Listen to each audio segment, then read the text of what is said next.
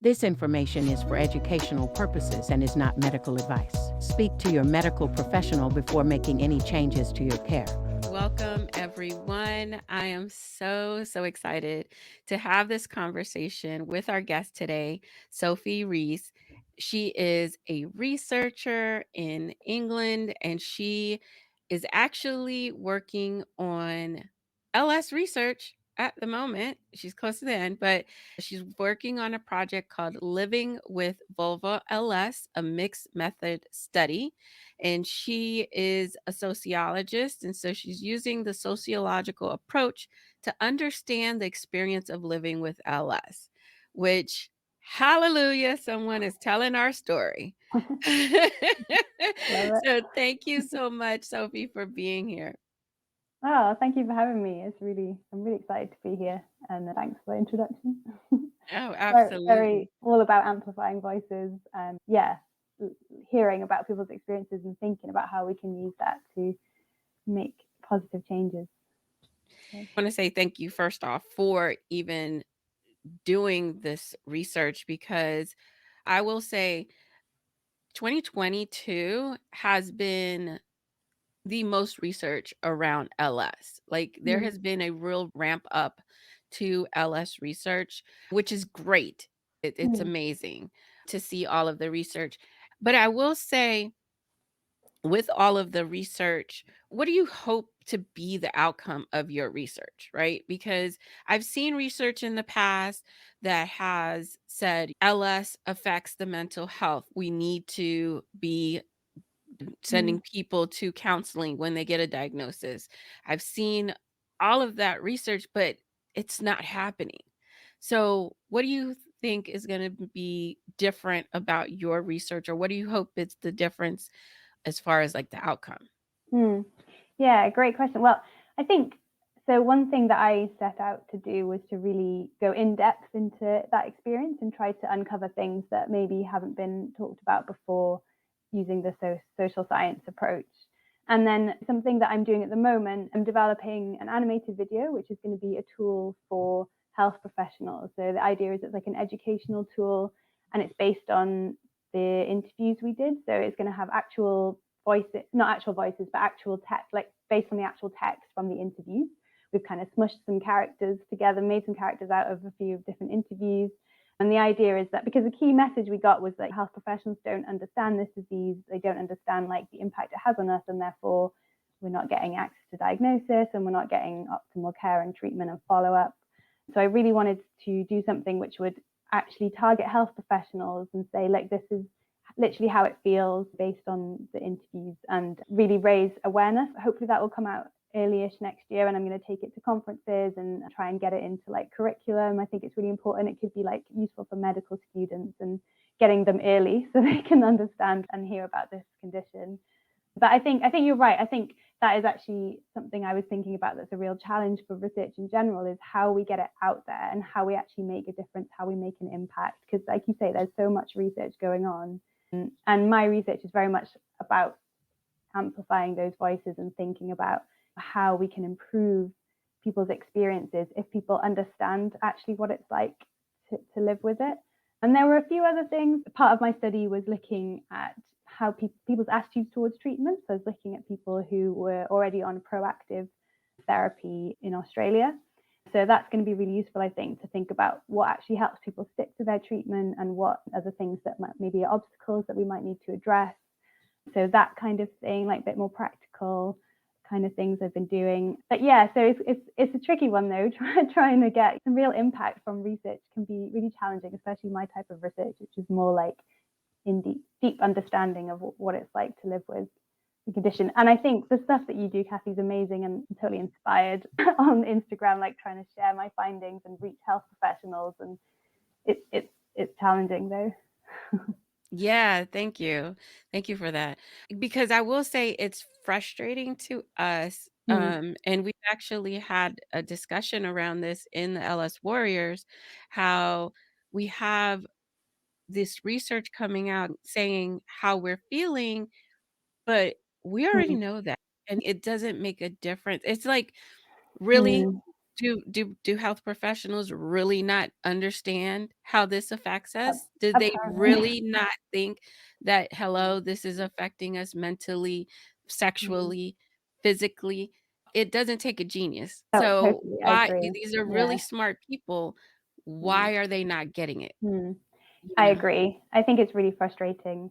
I mean, I kind of think more research into like treatments, supportive things, everything's really useful. But I kind of think what we need is like a really massive public health campaign, which is not what Mhm. I do, but if any, I would love to get involved in one. But something that really raises awareness globally. I think we've talked about it before. Like we need somebody famous to come out and say that they have LS and get the Yes. conversation going. Because if you look at other conditions, disease like breast cancer, that's what happened back in the Mhm. 80s and 70s. You couldn't talk about breast cancer, and then you have like people like Betty Ford coming out and say, wait, am I saying that?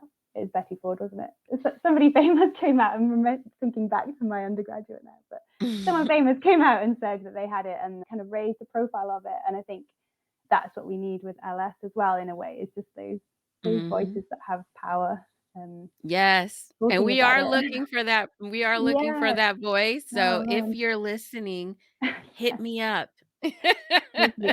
I think, and it's all wrapped up in issues we'll talk about today around stigma and the lack of understanding of the vulva in general, Oh, lack of yeah, communication about the vulva. absolutely. Yeah, I've been saying from day one, we need to elevate vulvovaginal conditions, not just LS, because I've Mm. found out over the last 2 years that there's so many other conditions that are Yeah. just as minimized as Mm. LS that affect the vulva, and we have to raise awareness, and Mhm. there's no reason that I should reach my 40s and have never heard of these conditions. And, Mm.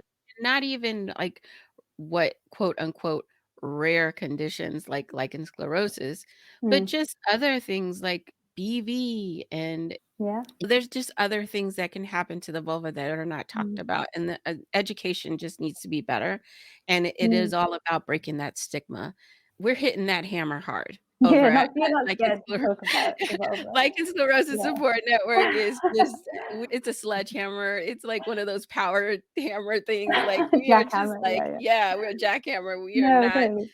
we I we think we it's don't so shy important. away from it. Yeah, we Yeah. are all about vulva power. I had women in my interview saying, I didn't even know I had a vulva until I got this diagnosis, right? So I think that's a key message, is that women are coming out, coming seeking help for something that they can't even put into words where it's Yes. hurting, or they can't accurately describe it to healthcare professionals. And so healthcare professionals and awareness amongst the public about, and education amongst the public about the vulva. I mean, you always think like maybe things are improving, and in the future maybe girls are like learning more about themselves and about their bodies now than previous generations did, but it's not quick enough, is it? It's still too No.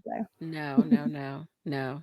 So, research takes a long time, right? I don't think a lot of people appreciate how long an actual one really good study can take. So really quickly, Mm. can you just like go over the just broad strokes of from beginning to end Mm. what it takes to do a real quality research study? Sure. Yeah. So I'm kind of thinking about in the medical context. So even though I do social research, I work in a medical context, and I have been on plenty of grant applications for research projects and worked on plenty of research projects in the medical context. So usually, like, you come up with an idea, you spend months like developing it with your colleagues, building the right team, making sure you have who needs to be on all the kind of right expertise, the mix of expertise that you need in your team. And you start the process of writing a grant application. You have to identify, okay, where can we get funding from? In my context, it's usually something like the NIHR, which is it's called the National Institute for Health Research in the UK, which is the biggest funder of medical research. Other people might be different. They might go to like commercial sources of funding. And then you have to develop an application, which is really massive piece of work. It's like a full-time job for like 6 months, sometimes longer, almost. Like you're just kind of constantly drafting, redrafting, thinking about all these little issues, trying to really get all the issues pinned down. And then you apply to a deadline, to a funder, and then usually you have to wait several months before they consider it. They have like meeting where they consider lots of different applications, and it's a competitive process. Then they come back to you and say, well, often they say we're not interested, but then hopefully they will say we're interested, but we think you should change this and this, or you need to address these issues. You write another application, and like a second stage application, which usually has much more detail, and you're addressing kind of issues that they've raised. And then so this is just the part of getting funding. I'm probably going into too much detail, but yeah. Wow. So then eventually, hopefully, you get the funding, and then you start it. And then obviously, setting up a study, like if you're doing, for example, like a clinical trial, which is probably the type of research that your listeners are really interested in, is like comparing different treatments, right, or treatment against placebo. Then that involves like a really big process of figuring out, okay, where are we going to find our participants? Is it going to be from hospitals? Is it going to be from primary care? Finding those people who you have to train to recruit your participants, getting them into the study, and then of course, however long the actual, so say you're testing, I don't know, a treatment for 3 months or something, or 12 months even, you get them into the study one at a time, they dribs and drabs in over months and months. You might be open to recruitment for 18 months, 2 years. Wow. And then you do the analysis. So it is, yeah, I think as an outsider, it's so confusing, like how it takes so long. But maybe that gives you a little bit of an insight into the kind of work that goes in. It's incredibly expensive and resource. And then once you do the analysis, right, which could be like following these people for a year, and then you have to take all of the results, figure out what is it saying, and then come to a consensus with all the other researchers, right? And then write the paper, the long paper with all of the information, and then try to get that published, right? Yeah, and that can take a really long.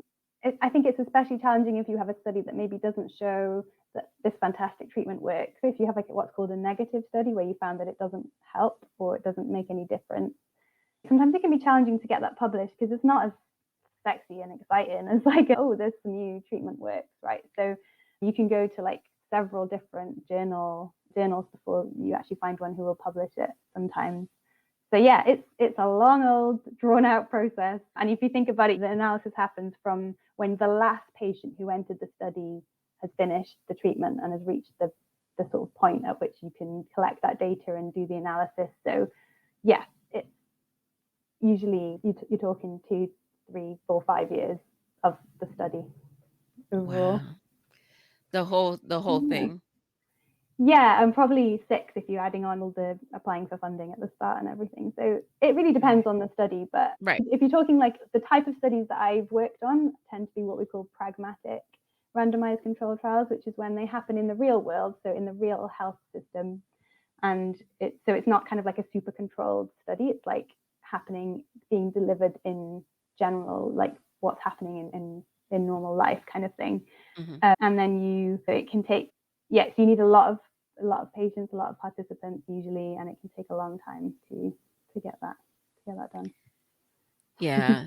And kudos to you. Like I said, this is not an easy process.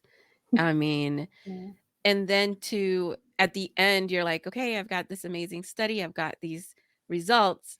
Now the real work is how do I incorporate these results to create change?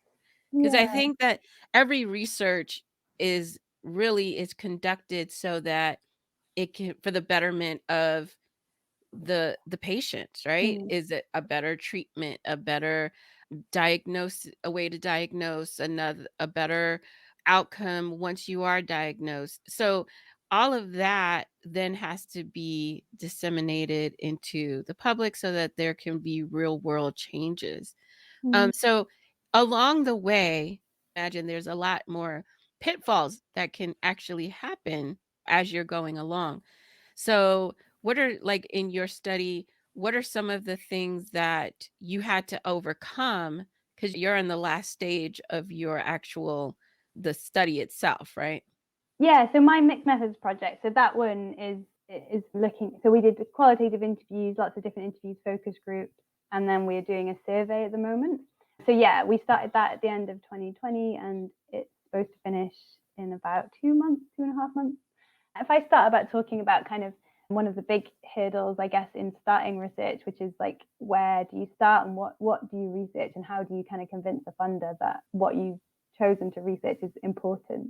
So in 2018, I was involved in something called the Priority Setting Partnership, which was a project led by Ros Simpson at Nottingham University to look at what are the top priorities for LS research. So we wanted to know the whole community, so patients and their carers, like maybe like if they have children with LS, including them, also like health professionals and researchers. And we wanted to know what are the top priorities for research for these different stakeholders and for the whole community. So we followed this method, which probably don't want to go into detail of, but eventually we came up with a list of top 10 priorities. I think actually we have 20, but the top priority was the best way to prevent and manage anatomical changes caused by LS. So that was something that came out as, actually I think that was really reflected in my interviews with women, because I think this issue of scarring and anatomical changes is really upsetting, distressing, and like nothing that women have ever encountered before. And they're often not told about it. They find out about it through like talking to people on support groups and things. And so it really was something that affects everything, right? How you feel about yourself, quality of life, everything. So I think I was really pleased that in my research that really reflected the top priorities. So I think, but people might want to go and have a look at those top 10 lists, because I think it's really interesting to see. It kind of sets the scene maybe for research that's going to happen going forward. So because there were lots of other things in the top 10, from whether patients should continue using steroids even when there aren't any signs of disease activity, to the best way to diagnose and the best surgical treatments and these kinds of things. So I think it's kind of really useful for us as researchers, because then we can go to a funder and say, look, this is something that is seen as important to the whole community. So for me, for my research, for example, I could say the impact on quality of life was one of the kind of top priorities for the community. So I went and said, look, I think it's really important that we actually have a good study exploring what it's like to live with it. So that's kind of like one thing that people have to overcome, I guess, when they're kind of thinking about starting research in LS. And I think another challenge is the lack of interest in LS. And we've sort of already talked a little bit about it's wrapped up in the kind of stigma and shame around LS. But so, for example, I looked on the clinicaltrials.gov website earlier this week, which is a website where people should be registering their medical research in general. And it's a really like important place because it makes things transparent. You can see what's happening, but it's probably not like, there's probably loads of stuff happening that isn't registered on there, but it's a good place to start. And so when I searched for lichen sclerosus, I found 39 results. So there's obviously been more than 39 studies on LS.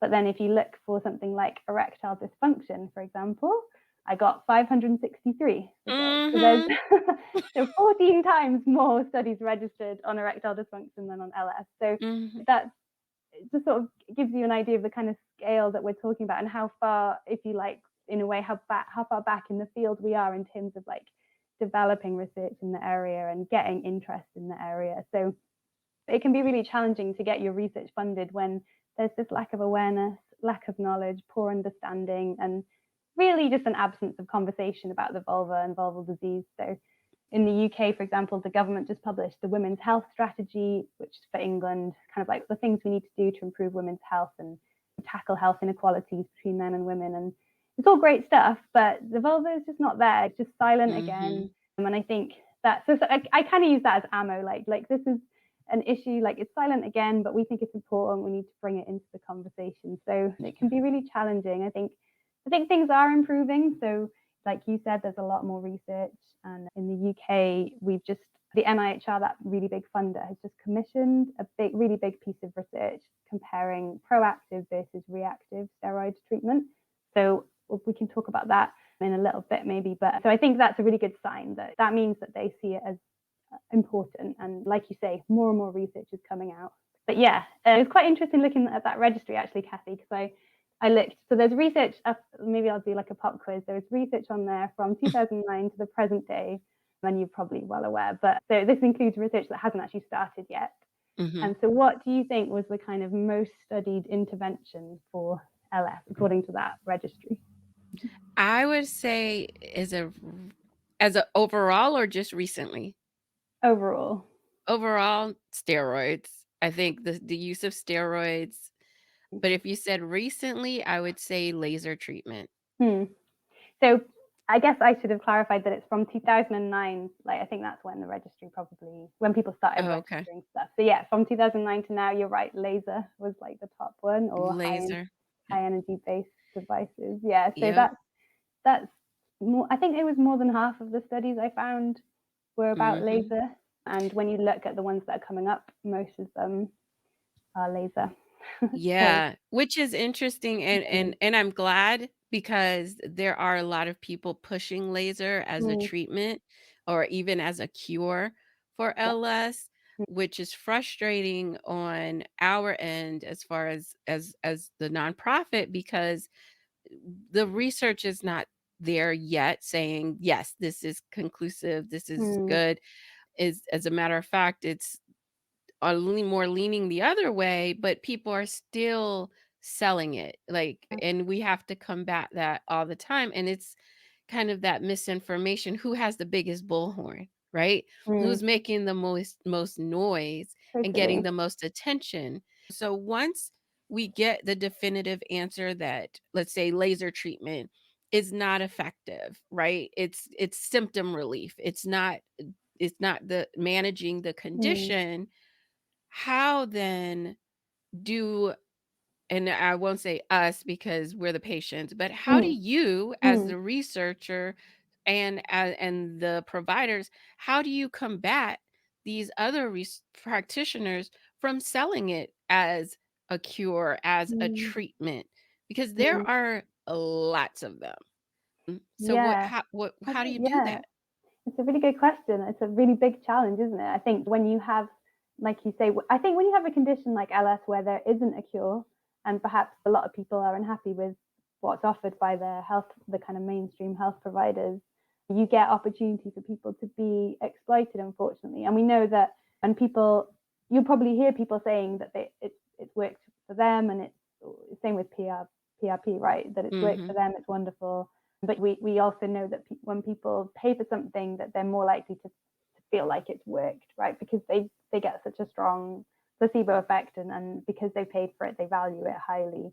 But I think how we combat that, it's so challenging. My first thought was actually we just need to offer good care Mhm. in the mainstream setting. So I think, if we had good care, then people wouldn't be driven to. I don't think there's really been research done, and I would like to do some. I mean, I think it's kind of a lot of my research is like stating the obvious, but like, why are people driven to these kind of practitioners? It would be really interesting to explore that. And I think, and then you can therefore think, okay, well, this is what we need to do to Mhm. make sure people have the right information, to make sure people have the right care. Because I think if it's taken you years to get diagnosed, and then you're offered steroids and you're sent away with very little information, and then you see adverts on the internet for this wonderful treatment, and you can afford it, or you can scrape together money somehow to do it, then I don't blame people for doing it at all. I think, but yeah, I think going through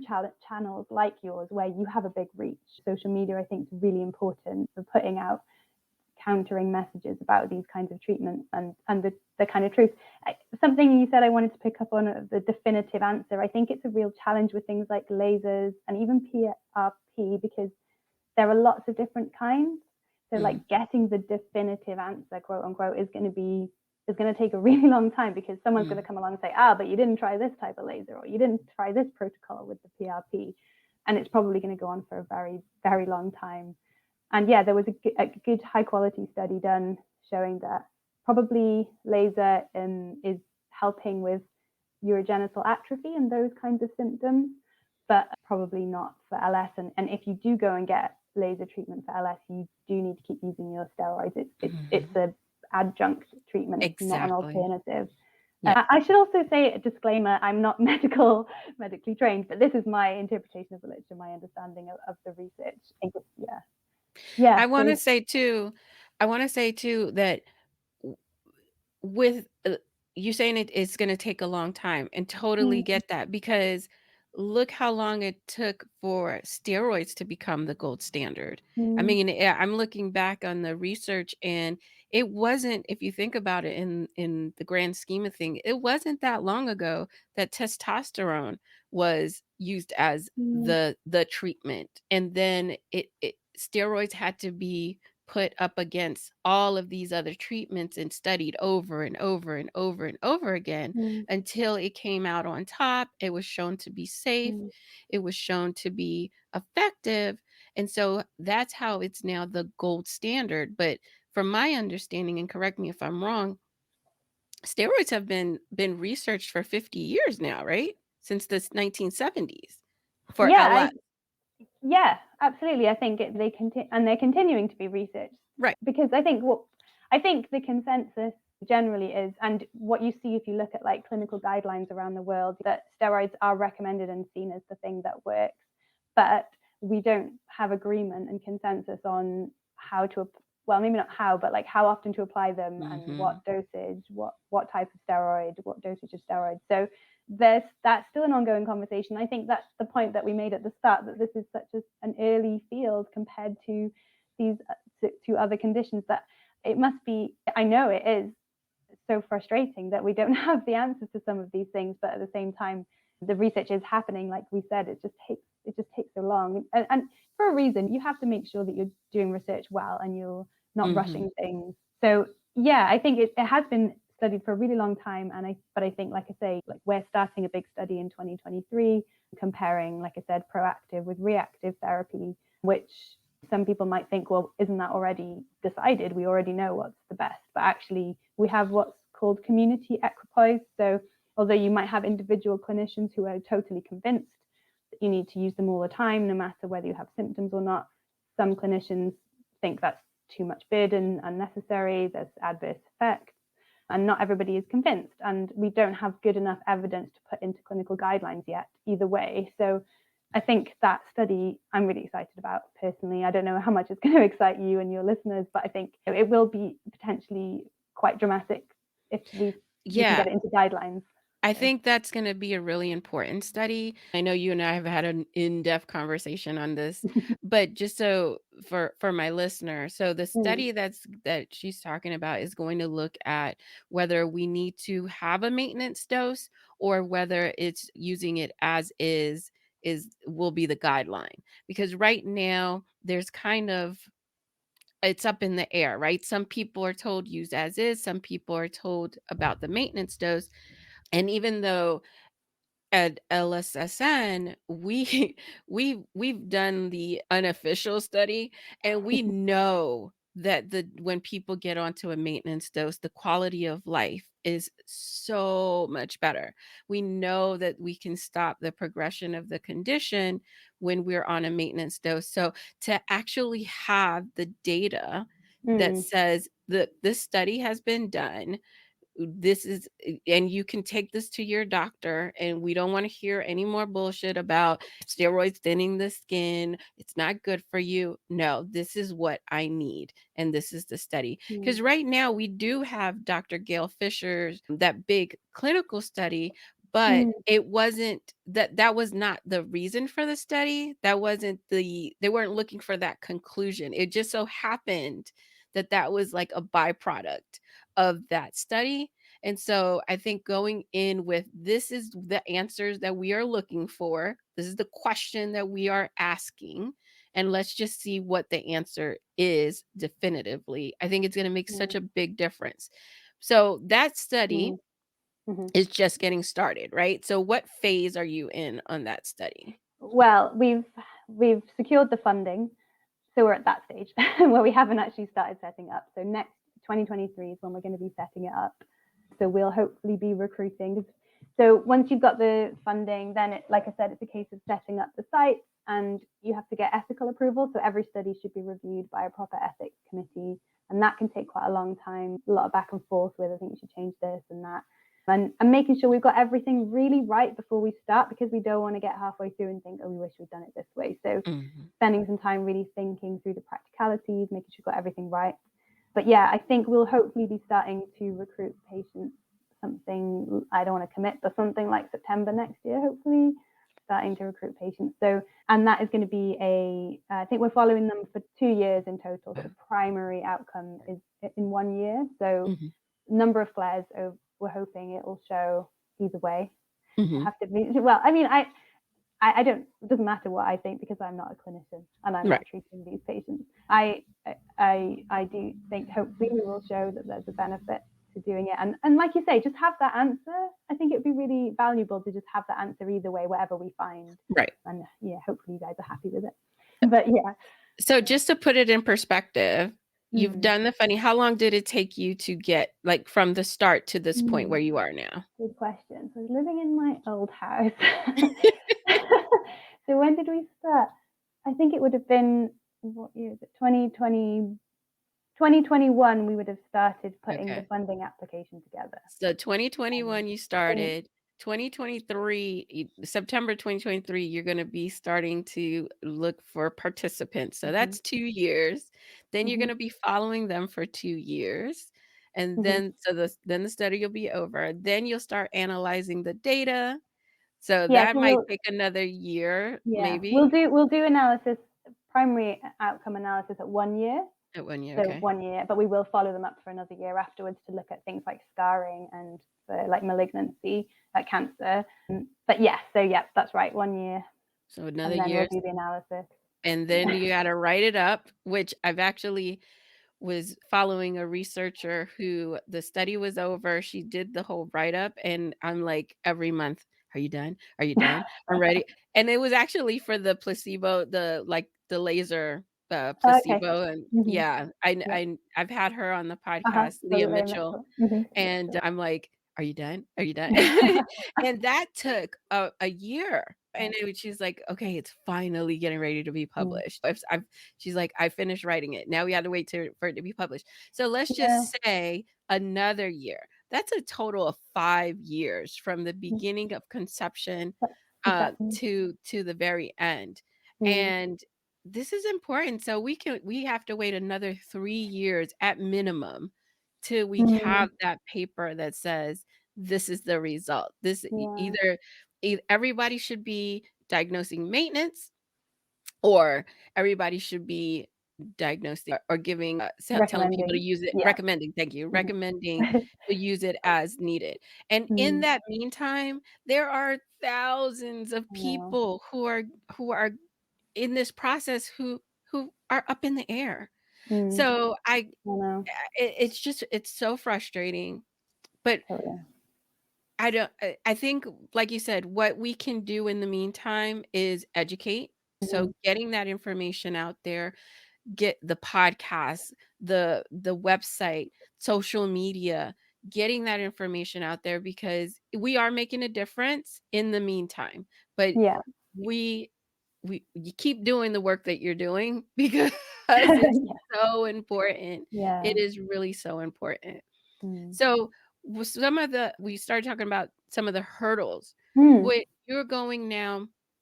So of course we know the hurdles as far as like getting funded.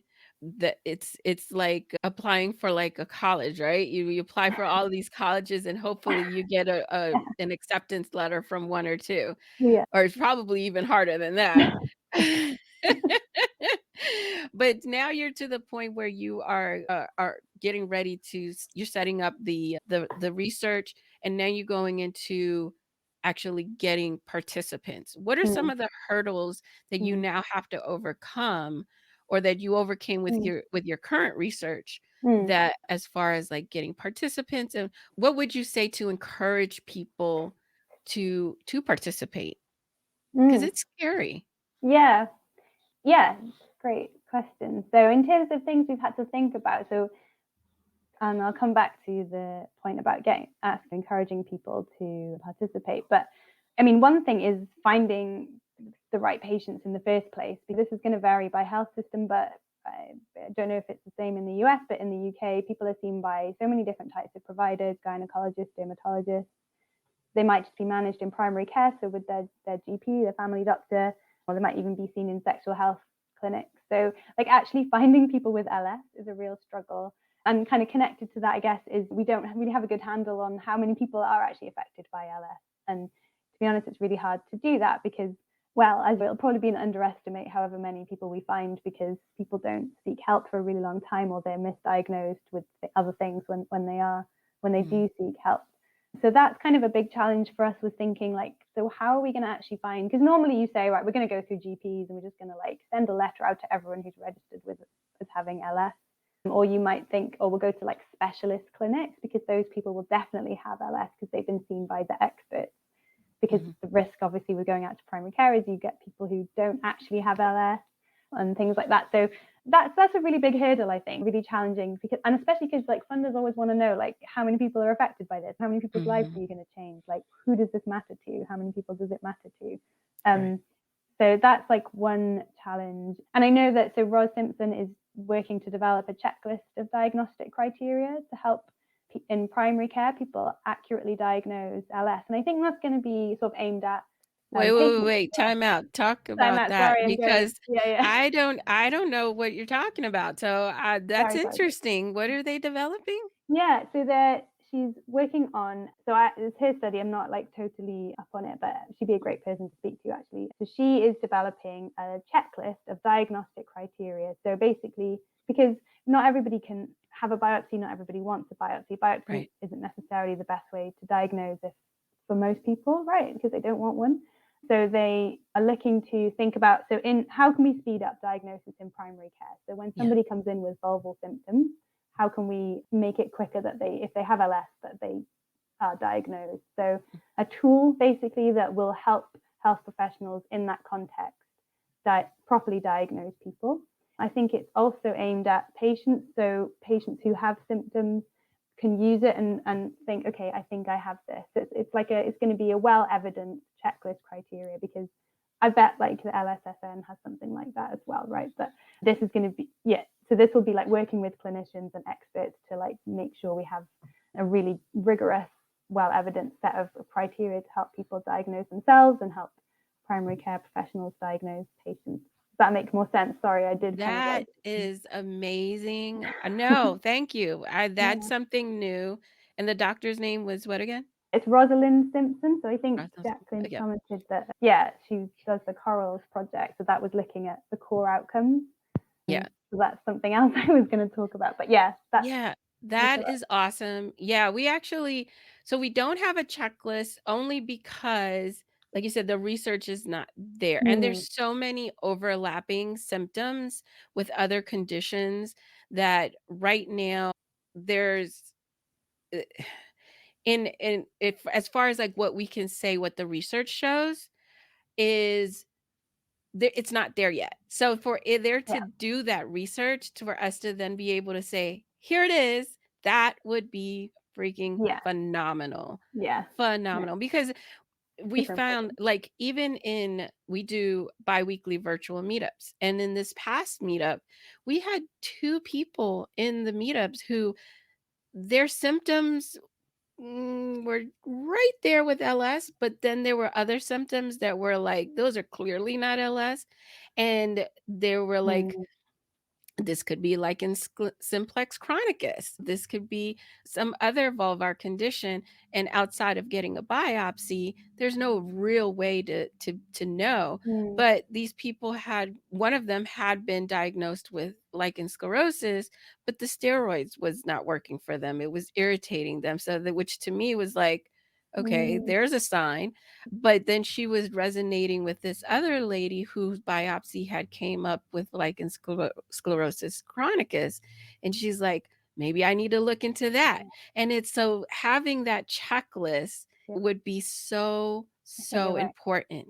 Yeah, differentiating between those very similar conditions. Yes. And so I've just helped write a paper. Well, it's not been accepted yet, but hopefully it'll be published, which is about, it's just like a clinical practice article, it's called. So it's trying to like kind of educate primary care people in primary care who might be seeing these women. And like, if you see a woman who comes in and she has these symptoms and she's been in before and she's had negative swabs for thrush, seriously consider LS, do an examination, and if you're not sure, refer. And that's kind of like, that's come out of my interviews, because so many women were saying to me, I went back over and over again and I kept getting negative swabs for thrush, but they still gave me thrush treatment or this kind of thing. So I think that's one of the biggest issues is the access to diagnosis. And I think the other issue too is that the old research, and I am seeing newer research correct this, but it's going to take time.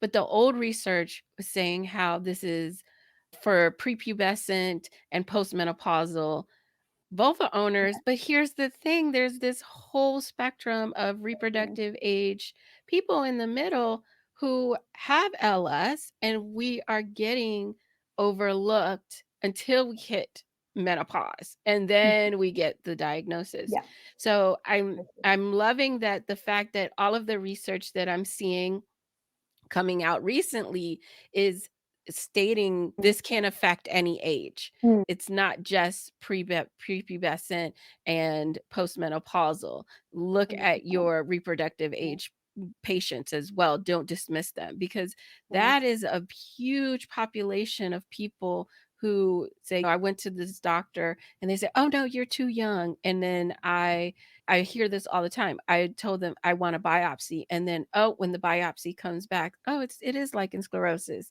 And if Mm, I wouldn't have advocated for myself, then I would have not got my diagnosis. mm, And here's the thing, a lot of us, when we go to the doctor, we are trusting that this person knows what they're talking about, that they know what tests to run, that they know the information yeah. that they need in order to correctly diagnose us. So, for instance, never did a Google search until later on into my diagnosis on what this condition is. And Mm. I don't think that I'm abnormal in that I trusted the doctor. I Oh, think, yeah, so I think you're right. I think a lot of people still feel like that, and it's often that attitude is often kind of like, oh, that tends to be like the older generation that trusts the doctor and don't question things. But I don't think that's true. I don't think that's true at I all. think you're very vulnerable in that situation. You're talking about something that we've already said is sometimes impossible to verbalize because you don't have the words. It's excruciatingly embarrassing sometimes to verbalize it, and then you're the most vulnerable you can be in that situation, and you are putting your trust in the doctor. And it's so, and I heard from women who were saying I had to like arm myself with information and march down there and demand, like you just said, demand a biopsy, demand an examination, for goodness sake. The most like basic thing. And it shouldn't be like that. It should be you're taking, I'm not saying everybody who goes in with itch should immediately be examined and sent for a biopsy. Totally not. That would be impossible for GPs to do. But if you're going multiple times, let's start to take people. Well, they should be examined every time. There's no Yeah, reason you I mean, should not go in an into ideal exam. world, Right. but There's we no don't. reason Yeah. you should go to the gynecologist and you leave out of there without ever having your Yeah. pants off. Sorry, I'm That's thinking about totally, yes. I'm thinking about primary care specifically. yeah, So like going okay. to the GP where they only have like 10 minutes or whatever. Yeah. So I want to ask you, as far as like your research, are you including trans and mm, non-binary folks in your research? Because I know you're saying you've talked to women, but yeah. are you talking to the LGBTQ Yeah. community as part of this, or your studies? Yeah, I'm really glad you called me up on that actually, Kathy. Thank you. I tend to use women because it turned out that all the people that took part in my study identified as women. So it's just kind of like shorthand. But I do, when I like present it and when I publish, I use inclusive language, and all of our study materials for my study were gender inclusive. So I said people assigned female at birth, but also anyone basically with a vulva could get vulval LS. So we made sure that our recruitment materials were all gender neutral. So we didn't specifically like say women in it. We said women and other, I think others and non-binary. I can't remember the exact wording now, sorry. But yes, the short answer is yes. Okay. And we didn't reach, so I did go to a trans research partnership and they did put some information out about the study, but we didn't end up reaching anyone who was trans in the main study or non-binary in the main study. But one of the sub-studies we did was focus groups with on a slightly different topic, but still LS. It wasn't the kind of like in-depth lived experience interviews that I did. And we did have one trans woman in there. So that makes me feel like what we did was good. We were inclusive in our language, but it's such a small group of people who have LS and are trans or non-binary and are willing to be interviewed and would happen to see our advert. But I do think that's a really big issue, and really needs exploring the issues of non-gender conforming people when they have a vulval condition. How Yeah. on earth they navigate services and care and treatment is a whole different study, I think, that needs Yeah. it Oh my definitely needs God. to get I done. get Yeah. the emails, and it's unfortunate Mm, the way that they're treated, and it's on a whole nother level. So yeah. yeah, it is. And so part of your study too, then I want to did as far as like the participants, and when you think about writing your results, are you were the participants mainly postmenopausal, or did you have a big group of reproductive Yeah, age we people? had a wide range. And it also included people who knew that they had had it since they were children, Mm. whether they were diagnosed or not, but all just kind of reflecting back, thinking, I'm pretty sure I had it. Yeah, so we had a really wide range of people. Yeah, Okay, can't good. remember the exact ages now. Good. Yeah. Yeah, because I know Dr. Kraft is doing research to show that, hey, this is not just a Yeah, prepubescent and postmenopausal condition, that yeah, she's showing that, and going research into pregnancy, which I think is mm, also pregnancy and yeah. LS is so Mm. under-researched I think that. there's loads of. I've also tried to reach women of color, and Mhm. we managed to include a few, but not enough. I think that's the whole issue. Sometimes, like, it might take them longer to get diagnosed because of like whether they get examined in the first place, whether it gets recognized, maybe further complicated, and then there's also cultural issues potentially, or just there's lots of issues that are unexplored. I think we haven't looked at children, the experience of children, or adults of children, parents of children with Mhm. LS. That's a whole other issue as well. Yeah, There's so much to explore. there's so many avenues Yeah, of research that need to be done. But like you yeah, said, we are in the infancy yeah, of research. Eventually we will get there where we're like breast cancer, and we have like yeah. the thousands of research papers going out. When we're looking at getting participants to join studies, how would you encourage people Mm, to do that? Because it can be scary. I mean, I've yeah, had a conversation with Leah Mitchell a while back on all mm, of that it intakes, and you are really possibly putting your health at risk, right? So yeah, yeah. what do you say to people? And that's a challenge, the ethical issue of potentially, if you're looking at treatment studies, withdrawing, you're essentially withholding treatment if you're saying have use a placebo. They shouldn't know, but that is a risk. But you could, some studies require a washout period, so you have to stop taking your steroids in the time leading up to it. What would I say to those people? I wouldn't. So I would never try and persuade. I think that's really important, actually. That I think people should know the value of research, but they should also know the risk. Mm, But I think what I would always do, we have to do this. The ethics committee requires it, is that we inform patients as well as we possibly can, so they are giving informed consent and they understand the risks and the benefits. And I think most people need to know that when you do research, when you go into a study, it most likely is not going to benefit you, but it mm, might it should hopefully benefit people further down the line. And I think for a lot of people that's enough motivation. But then with something like LS, where it's scary to come off your steroids potentially, or to try a scary new treatment that involves having a laser on your vulva, like probably isn't the most appealing for a lot of people. yeah. The most important thing is just to inform them and help them understand what they're getting involved in. But I think also what we've talked a lot about today is like making sure that our findings get put out there, because it's so unethical to do research and then not publish it, or not make sure that people know. If we're doing all this research on lasers, especially, I feel like something about me just makes me think, oh, lasers, it sounds so like painful and like scary.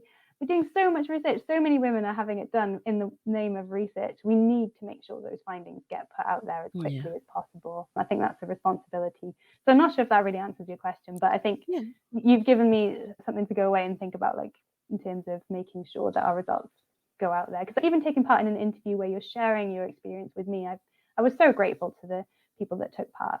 I Yeah. think it's my responsibility to get the findings out there as much as possible. Research participants are superheroes because Yeah. they are looking at the greater good. Like you said, Yeah, it may not I be love helpful that. to me, but it's gonna be better. It's gonna help the Mm, greater good, right? The most yeah, people. So love that. I yeah, and researchers, you guys are superheroes too. No, the participants way more, way more. You're right, I'm gonna think I about it in that way. so Yay. going back to research that's needed, I think it's really important that at some point there's some research on what the different symptoms are for people of color. Okay. Because Mm, I will say if for and I've heard this in other people as well, is the symptoms aren't exactly the same. So for instance, I didn't have the white waxy skin. My skin got ashy. yeah. And I've never I didn't really see that in the when I'm looking at the symptoms. Ashy vulvas is not a symptom, the white waxy skin is, but my Yeah, vulva is darker color. So my vulva is brown, like a darker brown. So right. where is that? So I think that Yeah, you're would right. be So maybe uh, do you think the symptoms are different, or is it more the kind of visible clinical signs? Is there I don't difference in know. I symptoms? don't Yeah, know. you can That's ask. something Yeah. that needs to be Yeah. researched. Mhm. But I Yeah. think too it's like we need to know because Yeah.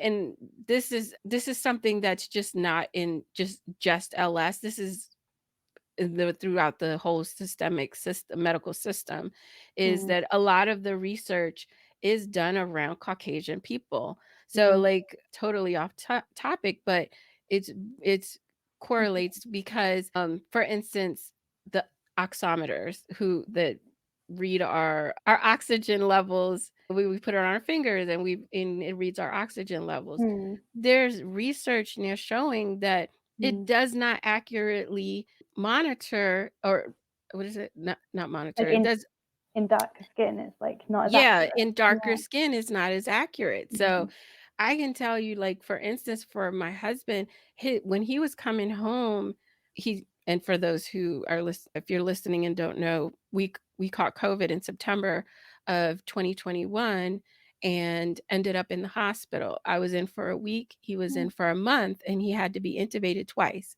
When he oh, finally came home, he was still on oxygen, and we are relying on this piece of equipment to let us know how his blood oxygen levels are. mm, And even though the his levels would read in the normal range, he was still gasping for breath. And it's like it wasn't until I happened upon this research that showed that this thing may not be reading his levels correctly because he does have darker skin, mm, that it was like, okay, we need to also supplement this. We can't just take this as a grain of salt because it's not built for African American skin. It's built mm. for Caucasian skin.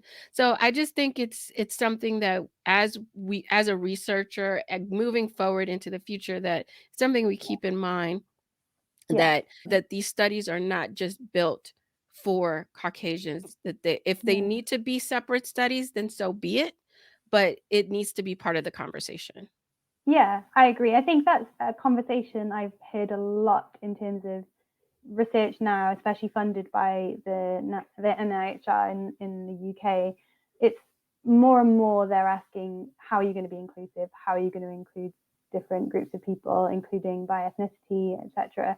So I think I do see it as something which is growing in terms of awareness. I'm not sure we have all the answers yet, because I think it we often feel like we're doing a lot, and yet the participants we're seeing are mostly white. So I think, but there's a lot to be done, maybe in terms of like improving communication with different groups, improving trust, like the way that we approach people maybe needs to be we need to think about. But there's definitely a lot of work to do there. I agree with you, Kathy, and I think I know we definitely had those conversations when we were designing the trial that's starting in 2023. But it's kind of like it's like we can have these conversations. We'll have to see what the actual outcome is. Right. But yeah, I agree.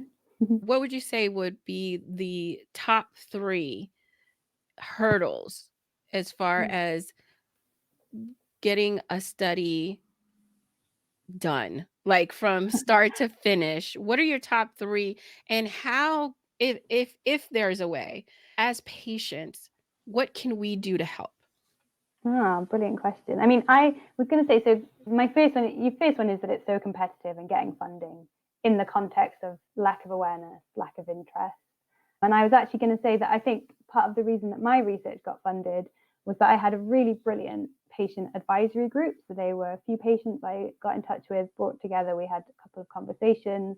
I asked them to read my study design and comment on it and send me comments. And I actually included quite a few of their verbatim, so actually what they said in the application. I think that really helped because it showed this is coming from a place that patients consider important, people consider important. And it was quite powerful, the kind of things they said as well. So I think just getting involved and sharing your views on people's research is really important. So if you see any opportunities for getting involved, then like really do so. Pushing for more research.